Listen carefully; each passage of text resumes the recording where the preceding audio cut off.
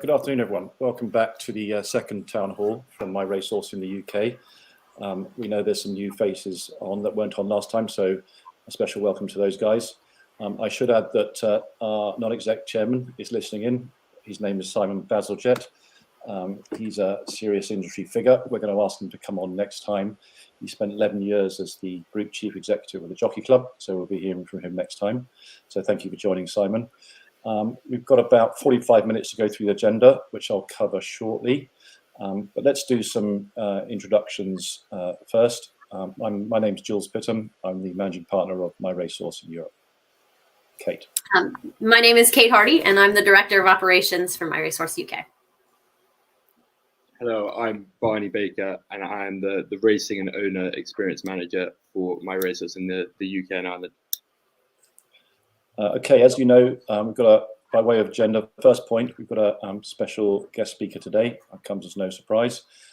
Secondly, Barney will be doing a bloodstock review. In third, Kate is going to come up, go through the update on a naming contest with Mendelssohn, talk about some future events. I'm going to go through the future plans, what's going on behind the scenes a little bit at MyRacehorse, both in the UK and globally. We're going to pose some questions that you've already kindly sent in, and as we go through that process, and at the end, we'll answer any other questions that come up throughout. It's incredibly kind of Joseph to agree to join us today. He's been very supportive of MyRacehorse, which we thank him for, not just with his support, but also with his time. He's been particularly busy with us over the last couple of weeks, so thank you again, Joseph.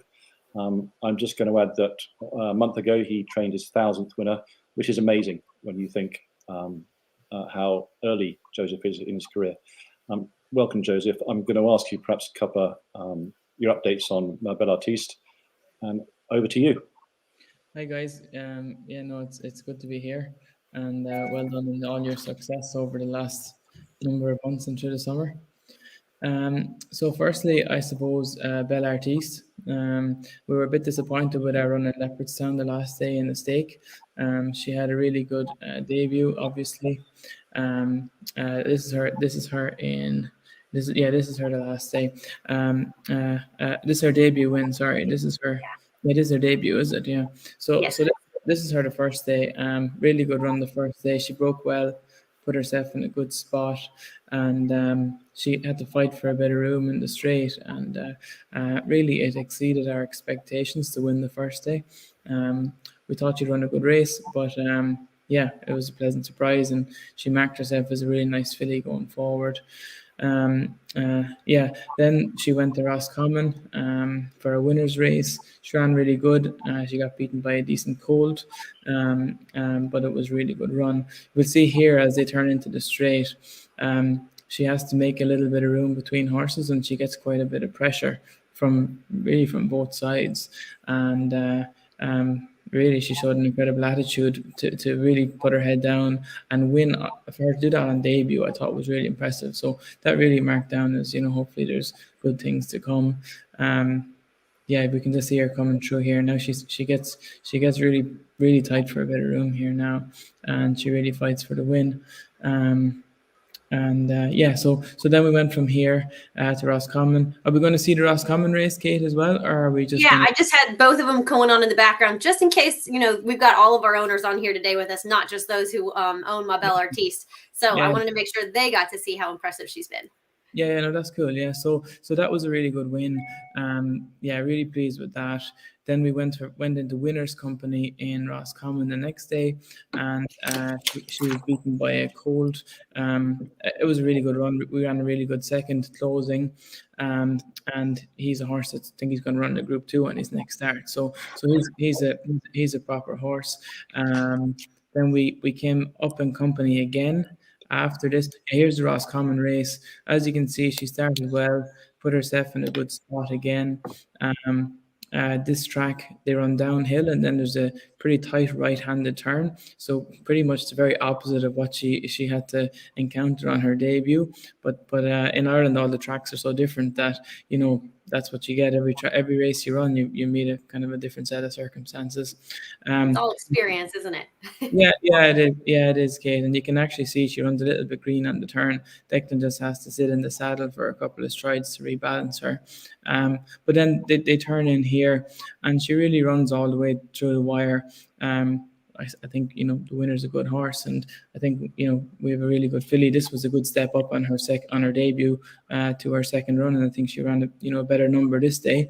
But obviously we didn't win. I thought here for a second we were going to go and close him down, but yeah, we didn't get to him in the end. But it was a good run. Yeah, she runs all the way out to the line. Then we went to Leopardstown the next day. Came back just over 10 days. It's a lovely local track, that Roscommon, isn't it? So yeah, I've never been there before, but it's great locals. It's really good. Yeah, nice track over in the west of Ireland. It's about a mile around, right-handed, and a good pull up in the straight up to the line. Suits a horse that runs forward. As you can see, it's very hard to make up ground there. So, you know, you want to send the horse there that has plenty of speed early. But then, like I say, we came back to Leopardstown, which was always the plan, up in company to do a stakes race against fillies only. And we ran flat.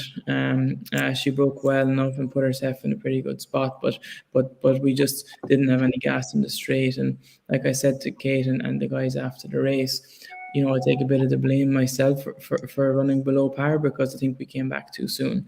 But that's fine. You know, we learned from that, and we've freshened her up at home. And she's had a couple of easy weeks, and we're going to come back for something in maybe, you know, kind of maybe beginning of next month sometime. She has a couple of options. There's a mile group race, and then there's a mile handicap, or a nursery, what we would call it, and there's also a 7 furlong stakes race. So she has a good few options, and really we'll see how she trains through the rest of this month, and then from there we'll make a call. Awesome. We have a couple of questions for you from some of our owners who submitted them over the last couple of days. Mackenzie, you want to pop a couple of those up? And then if there's anything live, guys, this is your chance. If you had a question for Joseph O'Brien, this is the time. So what are the considerations for running a horse in handicaps opposed to listed in group races? I've always wanted a black type horse, but don't fully understand the aspects. I realise at same weight / sex, it's more an even field. Joseph. Yeah, so, you know, no, it's a good question. So really, generally speaking, the black type and the stakes races will be for a higher quality of horse. So in Ireland, generally your handicaps are for horses that are rated kind of below 100. And when you get to that 100 level, outside of some what we call in Ireland called premier handicaps, where they're kind of stakes horses running off their rating, which happens a lot more in America than in Ireland, you would almost never see a horse who runs in group company, or certainly Group 1 company in Ireland, ever end up in a handicap, whereas I know that happens in the States a bit, and it happens in Australia quite a bit. But in Ireland, generally speaking, a horse will progress through handicaps, and then when their rating gets over 100, you get shoved into stakes races. So then you end up in listed races, and hopefully group races from there. So generally speaking, the higher quality or the better horses will run in the stakes, and the lesser quality horses will run in the handicaps. I'm interested in the professional. It was a good one. I'm interested in the professional relationship between you and your father at Donasha when you are competing against each other at the races. And I think that's a pretty tongue-in-cheek question, yeah. Joseph, I'm sure. So how does that father-son relationship work at the course? I'm sure there's no family competition or anything, is there? We're all very competitive, but we've all been in this game for a long time, and as all of you guys know, you spend most of your time losing. So when somebody has a winner, we're happy for them, and when we have a winner, we're appreciative of our success, and we look forward all the time, and it's always about the next race. And if I don't win, I hope one of those can win, Donnacha or Dad, and vice versa. And really, what happens on the track stays on the track. We all do our best, and like I say, usually Dad wins. I have to say, it was pretty great to see, on Saturday at Leopardstown when your dad won the big race. Of course, it was great. I saw you in there cheering for him just as loudly as could be. It was pretty great to see. Yeah, absolutely, Kate. Yeah, no, like I really mean it. We're all as happy for each other to have winners as we are to win ourselves, and like we understand how tough this game is and how tough it is to win, and what goes into to get a winner, let alone to win a race like the Champion Stakes. And all of you guys know as well. It's a tough game, but we love it, and yeah, we appreciate the good days. Well, I'll let you crack on with that one, Joseph. Pretty short question. This is an easy one. I get a lot more nervous as a trainer. When I as a jockey, I actually didn't get very nervous at all. You have a job to do and you have your homework done, but as a trainer, when you leg up the jockey, there's nothing you can do, and you almost feel like a passenger of some sort. That you're standing there just waiting for the race to unfold, and I certainly get a lot more nervous as a trainer. Oh, we got a few more. It looks like live. Okay. I think. What distance do you think will be ideal for Baptiste? Yeah, sorry. Carry on. I think at the moment, 7 is a good enough trip for her. I'd be quite happy trying her at a mile, and I actually think that somewhere in that region is going to be her best distance next year. She may go a little bit further. She's out of a Galileo mare, but I don't think she's slow, and I think that although we may try her at 9 or 10 at some stage, I think her best is going to be 8 to 9 furlongs. I think that's going to be her optimum distance. Gotcha. Yeah. Let's see. Have you had many Zoffany 2-year-olds perform better as 3-year-olds? I think Zoffany's a pretty good sire and a pretty versatile sire. He gets 2-year-olds. He's got early fast 2-year-olds, and he has had middle distance 3-year-olds.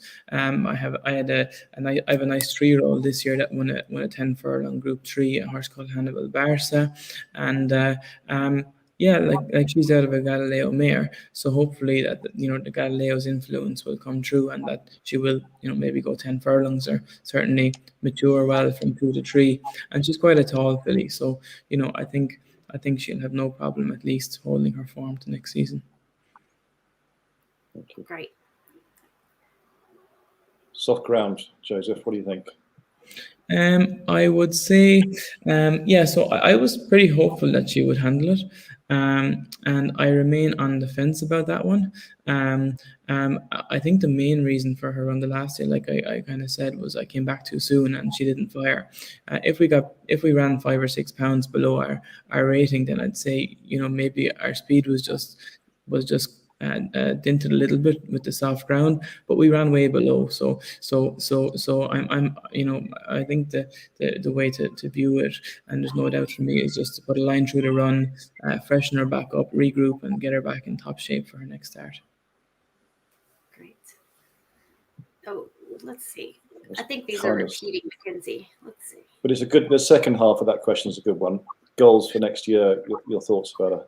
So I think the main thing, obviously, with any filly that is of a good level, is to try and get some black type, because at the end of the day, she's a well-bred filly who is going to be a good broodmare prospect eventually, and for a filly of that nature, black type or winning a stake is the main objective. So we'll try to win some races first of all. but then getting some black type would be the dream or the main goal, I suppose.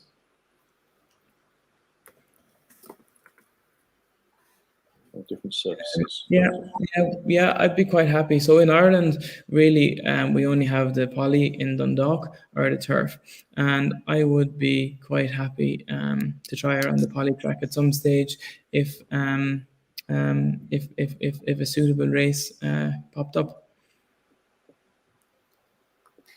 And then let's see, one more. Someone likes a bet, I think. Thank you, Patrick, for that question. Yeah, I suppose there's lots of good young sires. I suppose Sioux Nation is a sire who's, a young sire who's had 30 plus winners already in his first crop, which is insane. But a sire who's maybe a little bit less spoken about, and I think is going to have a big second half of the season, is Saxon Warrior. Oh, okay. We like what we've seen from them. The horse that beat us the last day in Roscommon is a son of his, and I think they're coming into their own now, as he did in the second half of his 2-year-old year, and he's one I would suggest to keep on the right side of over the next few months. Got time for one more? Well, that is, let's see. I think that's all we've got, Jules. That's all the ones that, a lot of them were repeats. A lot of people, Joseph, were interested in the distance and then my bell plans, which you went through, and we appreciate. So I think that was all the questions that we had taken in so far.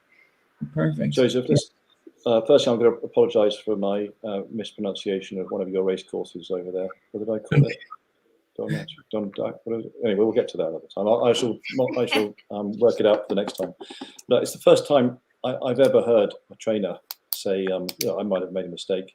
So your level of humility, I think, is just to your credit, and I mean in a very positive way, Joseph. Thanks for your honesty on that one, and it says a lot about you. We hope it's the start of a long partnership, and we'll carry on this talking about what we're going to do in the future. But we hope to have other horses with you, Joseph. It's been great so far, absolutely great on behalf of all our owners. They're extreme fans of Marbella Artiste and of yourself. So I really thank you for your time. No, real pleasure. And I'm sure we'll see you at the sales over the next few months, guys. We'll see you there. Yeah, Thanks, we'll see you Joseph. there. Appreciate it. Thank you. Bye-bye. Bye. Barney, over to you for your bloodstock update. It's always quite tough following on from Joseph O'Brien, but let's get started. So Neymar is the first one. He's currently doing steady canters right now, kind of building him back to full fitness. As you all know, he had tendonitis, and that kind of affected him. He's got a big, heavy horse, so the hangover for that has been a while. Michael, you can see him here. Michael is quite rightly taking his time with this big horse. He's very confident that hopefully our collective patience will be rewarded. His form stacks up with some of the best 2-year-olds across the UK and Ireland. I think the Group 1 pre-Morny winner, Blackbeard, just beat him, and the Antarctic, who was a Group 1 placed horse and Group 3 winner, also just beat him. So with that form, it must make him one of the best maidens in Ireland. And Michael is very confident that he will break his duck before long, fingers firmly crossed. And then he's such a dude of a horse. Kate, you were here that day. I have to say, I was playing with him. I turned off the camera, and then, this guy is a puppy dog. He is so easy to be around. Just a really friendly guy. Fun horse to be around. You guys are some lucky owners. I hope you get to meet him soon. I'm dying to meet him as well. Can't wait to come over. Next horse, moving on, our most recent winner, Syndicated. He was a little race stiff after that win at Wolverhampton, but he's now back up doing 2 canters, up Andrews, Lock Song, all-weather gallop. Everyone at Kingsclear is very happy with him, and the form of that Wolverhampton race today has been franked, as you can see here. The Res, who's the yellow and black, sitting in about mid-div, was beaten a nose at Pontefract this afternoon, and Quantum Impact, I think, is sitting in second. So Barney, Syndicated beat Rez at Wolverhampton by. Well, where did Rez come in that race? Rez was fourth in that race. Yeah. Wow. And Quantum Impact, you see him sitting in second, was second in that race. And Quantum Impact has gone and won very easily today. So the form is looking good. It was great to see him travel so well here today. It was the first in this race. He first time with a hood on the race course, and it really allowed him to see that kind of 6 furlong trip out. There's been talks of him going a furlong further in the future. I think Kempton on the 5th of October is the possible next target. He looks good. He put it all together, didn't he? And it's great that you the form held up today. You got all that information today, new information. Just heard that. I can assure you, we were as delighted with that win as you were, given his pedigree and what his potential had. It was fantastic to see that win on your behalf. Decisive. Yeah. Put the race to bed well. And then the Mendelssohn filly. So she has settled in so well to John and Thaddeus Clare Haven stables. As you may have seen, she's big and scoopy type in this video, and she has plenty of strengthening up to do. She's by no means the finished article. She'll be given a lot of time, and at the moment she's doing one canter up the Warren Hill Gallops, but that will progress to 2 in due course. This is expected with Mendelssohn's progeny at the moment. They clearly all need time. They've had 2 runners, I believe, in the UK and Ireland so far, one of which is Aidan O'Brien's Congo River, which has shown quite decent form. I think it's rated 97. And it does, in fact, run tomorrow in the 4:55 at Dundalk. So keep an eye out for that colt. And in other news, her 3-year-old half-sister, Yarborough, won very well out in the States the other day. This filly's clearly taken plenty of time, like yours, but I think it's paid off, and hopefully this will be the same with you guys. She isn't named, Kate, and I think we need an excellent name for her. Yeah, the pressure is on, owners. So we started our, if you don't own a share of this filly, I highly recommend get in on the action now while you can submit a name for her. We released our naming contest for her last week, and Barney and Jules and I now have over 100 names to peruse. So thank you very much. What we'll plan to do there is the naming contest submissions closes tomorrow at noon. So you've got until then to submit your name. And then what we'll do is we'll compile that list and kind of go through them and make a short list from that. Make sure that all of them comply with the rules of the BHA. There's naming rules as part of that link. If you're an owner, we can resend it to you. If you need it, just reach out to Barney and let us know. But we will look at that list of names. We'll go over that short list with our co-owner there, which is Tanya and John Gunther in America, in the USA. They bred the filly and they own a piece of her with us. So we'll look at those names together, and then we'll put those back out there for all of you guys to vote on next week, Monday through Wednesday. And popular vote wins. So we'll hopefully have this filly named by next Wednesday. Excited to see what comes out of it. So that'll be really fun. With my Belle Artiste, we had, that was such a fun part of it was the naming contest, and the guy who named her got to go and visit her. He won the lottery there to visit Joseph. So it was a pretty exciting thing. So we can't wait to see comes out of it. The next thing we're going to move on to, as Jules said, is events. And I just want to let you guys know some exciting things that are coming up. One of the things that I was just finalizing today is an event that we're going to hold at Goff Sales, which is going to be a sales lunch, and we're still working through it as well with Tattersalls. And what that'll kind of look like, the feedback that we've gotten from you owners is that you want to learn more. And, one of our pillars is we want to deliver education and exclusive access. So we're going to do that with this sales lunch, and we'll have a private tour of Goffs while their premier Goffs Orby yearling sale is on. Later in a couple weeks. Wednesday the 28th, I believe, is the date. So we'll have a private tour, and then we will go to 2 different consignments there that are selling top yearlings bred here in Ireland.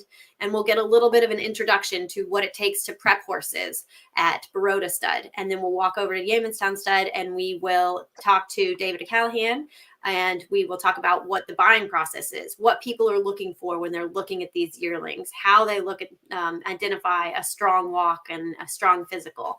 So I think it'll be a really great interactive, great learning experience for owners, and they can kind of see what My Racehorse looks for when we pick out horses at the sales. And we'll follow that all up with a lovely lunch. So I hope you guys sign up for that event when it goes live. We should have it listed on the site for you in the next couple of days here. I'm hoping to have it up for you tomorrow. We will do a similar one at Tattersalls. Barney can't wait to show you around Book One Tattersalls to do the same thing, right, Barney? Kind of way. Favorite Saturday. Barney knows where all the hidden bars are at Tattersalls, so that's something to look forward to. That's true. That's true. Maybe we'll make it more of a cocktail event than a lunch, Barney. What do you say? I think we should do it in the evening, kind of drink time, 6 o'clock. There we go. There we go. I do know that bids go higher as the day gets later. Those after 5 sales, the bids just get higher and higher, don't they? That is true.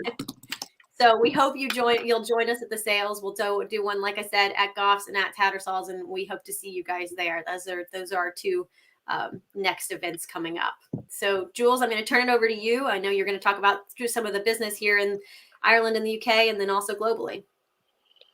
Yeah, so I know there's a couple of questions that have been submitted relating to our plans, particularly around jump. So I'll wait for those to come up.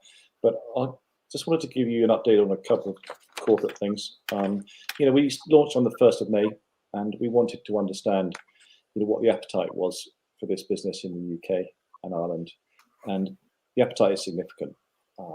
There's plenty of other syndicates around, but we try to differentiate ourselves, or we are differentiating ourselves by bringing you top-class horses with the best trainers. It's amazing to have Joseph on talking. I enjoy it, and I'm sure you guys do too. So we'll be doing a lot more of that. Over the next couple of months, we'll be announcing some new partnerships with strategic industry players and governing bodies. And I think that's come about because we've shown ourselves to be really transparent about what we do. It's real ownership. You own the horse. It's your share for life, breeding rights, the whole lot, and the prize money, of course. Unfortunately, there's not much of that to be had around in the UK, but as our horses get into bigger races, there will be. And one individual in particular, who we're hoping to announce in a couple of months, that is keen to see this the horse racing industry in the UK and Ireland grow and to bring new participants through this type of ownership for a relatively small one-off payment. So I'm really excited about that. I can't wait to tell you if and when it happens. I say if because I get told off by Kate for going too early. And just going to plans for the business overall, we currently have 106 horses in training around the world. We expect to have something like 230 by the end of 2023. And in the UK, we're currently standing at 4. We expect that to be around 15 to 20 by the end of 2023. Some of you may not know, but we have 43,000 individual owners around the world, and that should grow to 60 to 70,000 by the end of 2023. And that brings new people into racing. People who, I heard from a couple of people at Leopardstown last weekend. Jules, I've been racing for 40 years. I've never held an owner's badge and been inside the paddock. It's sort of life-changing experience for you racing, all of us racing fans. So we hope to do doing a lot more of that. Content is important. I know you guys, or everyone loves content and getting updates. There's a couple of companies out there who are producing data via devices that are held in the saddle, and they produce outputs on that, on stride length and power and acceleration. We're going to be doing some more of that in the future, not just in the UK and Ireland, but all around the world. So for those people who love that kind of data, we'll be ingesting a lot more data and giving you insights, not just objective talk perhaps, which is of course extremely important, but more data-driven insights as well. And we look forward to making that announcement. So I just wanted to sort of give the impression there's lots going on behind the scenes, and we're really thinking about how we define the business going forward. And don't hesitate to contact us at any time with suggestions or thoughts. Mackenzie, I think 1 or 2 questions coming up. Is My Racehorse still considering purchasing national hunt horses? The short answer to that in this season coming up is no. I know a lot of people are keen, but we just haven't. We have to be careful about not biting off more than we can chew. And so for this season, we decided against it. There are plans afoot to think about international racing because it's lucrative, it's fun. There's places like Dubai and Bahrain, and even racing in France where the prize money is better, and there's French premiums, etc. So we're thinking a little bit about that. Whether we get something done this year, don't know yet. Fingers crossed we will do in time for the 2022-23 international racing scene, and we'll keep you updated on that. Happy to go to Dubai with owners anytime you need me to, Jules. Just putting it out there. It's very kind of you, Kate. Thank you. Yes. I'll take one for the team. Any other? Would MyRacehorse consider getting more tickets again for events such as Leopardstown, along with the lottery winners? From John. John, thank you very much for that question. So when we first started talking to the race courses, we didn't get the best reception because they're like, well, who are you? You're just another syndicate. And some were better than others, but it was a question of, well, come and talk to us when you're grown-ups. And we now have, nearly 800 individual owners, and that's going to grow rapidly. Benji's frozen on my screen. Does he look really odd to you as well? Oh, he's back. And those numbers will grow, and that gives us leverage with those race courses to say to them, look, we're a serious syndicate with serious horses, and we've got lots of people who want to come racing. What are you going to do for us? So Leopardstown were very accommodating. We think, they offered us discounted tickets from €50 to 25 with access to the paddock post-event, should we have had a winner, in addition to the owners' badges we got. So Leopardstown and all other race courses, we're in talks with those guys. Our chairman, Simon Bazalgette, I hope still listening, hopefully he's not got bored, has great connections with all the race courses by virtue of being Group Chief Executive Jockey Club for many years. And we are having conversations, but we want to get that leverage behind us. So we're kind of calling the shots by saying, well, we've got this many members, this many owners. This is how many people want to come racing. And they've done extremely well on that in the US as they've grown. So in Del Mar, for example, they have their own space for every race, their own box, branded, where everyone can meet, etc. So as we grow, we'll be doing more on that. So that's a sort of long answer to quite a short question, but I hope that answers it. Let's see. What are your plans for purchasing a new horse from the forthcoming yearling sales? Kate, would like to take that, or should I? I mean, go ahead, Jules. You answer that one. Okay. So yeah, as I mentioned earlier, we're currently standing at 4 horses, and we plan to be at 20 by end of 2023. You don't achieve that by not going to the sales. So we haven't made any hard and fast decisions yet on identifying some horses, B, how much we'd like to spend on them on your behalf in advance of you buying ownership shares. But news is really close on that one, and we'll notify you as soon as we do. We kind of hope that, given these events are coming up, we'll be purchasing horses. Again, also thinking about the international racing, there's purchases to be made there. So yeah, we will be purchasing horses over the off season in advance for the jump season. Not sure where yet and when, but expect that to happen. Thank you. Any other? Great.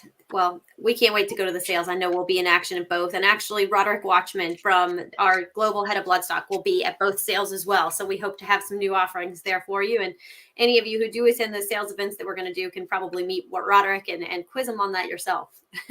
He's been in action at Keeneland sales, buying for our U.S. team. He's bought some really exciting horses out there over the last few days. It's Keeneland September sale book 1, which is the USA's premier yearling sale right now. And the headline horse that they have purchased there is a $925,000 filly by Justify, who is an American Triple Crown winner. And they purchased her in partnership to hopefully have come over here and run in Royal Ascot for our US team members. So yeah, pretty exciting. And importantly on that, Kate, as you well know, our intention is to offer some of those percentage of that horse to owners in the UK and Ireland. So whilst that filly may well race in majority in the US, she is aimed at Ascot, and Yes.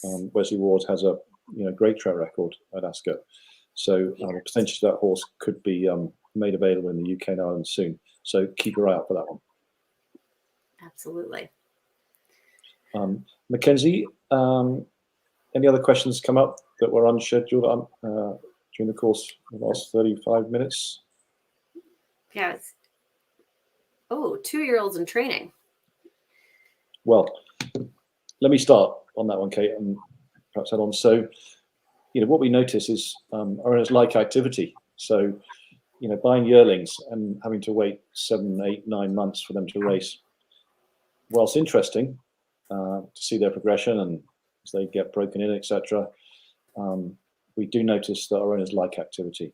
So, yes, we will be buying horses in training as we get into those current yearlings turn into 2-year-olds and horses in training. So, yes, instant fun. Have I got that right, Kate? Absolutely. Well, I think that's we open up the floor. I know there's still quite a few of you guys watching. We open up the floor. I think that's all of the questions that we had throughout the show. If there's anything else that you guys want to ask us about My Racehorse, about any of the horses in particular, asked Barney, or how we're growing globally, please, we're all here. We're happy to answer some questions for you. Other than that, I think that's a wrap, unless we get a couple of new ones in, guys. Oh, there we go. Okay. Kate, you take this one. Do you plan on offering any of the MRH US horses to the UK Irish owners? So this is absolutely part of the plan for the next 12 months, is to really get this global marketplace going. And what we are very lucky about here in the UK and Ireland is that it's a different kind of regulation than we have in the United States, which is an SEC rated security is what those are in the United States. So we do hope to be able to offer small pieces of the US horses to UK and Irish owners who are interested in American racing, who follow that American racing. If you just can't get enough of the racing here, we'd love to be able to start offering you some of those options soon, in the next 6 to 12 months for sure. If not sooner, with those. Yes, if not sooner. If not sooner. I'm pleased that questions come up, because it shows that there is a level of interest. Absolutely. It does mean staying up late to watch racing in the US, but I'm sure that's really fun too. Or getting up early to watch Australian racing. I mean, we could absolutely have some of those Aussie horses there, especially because, one of the interesting parts about the bloodstock here in the UK and Ireland, you all breed the best horses in the world and everybody wants to buy them. So there's quite a few, especially in Australia, horses that get sold down there because they do primarily turf racing. So it'd be really interesting to watch pedigrees that are sold from the sales here that are bred in the UK and Ireland run down in Australia. So we definitely want to be able to offer those as well. Mackenzie, any more? I'm assuming not. That's all. Yeah, I've just seen a message from Kate. Thank you very much, everyone. We'll schedule a town hall in the next couple of months. I hope you've enjoyed listening. Again, been great having Joseph on, and we look forward to seeing you next time. Thank you. Thanks, guys. Appreciate it. Thank you, everyone. Cheers.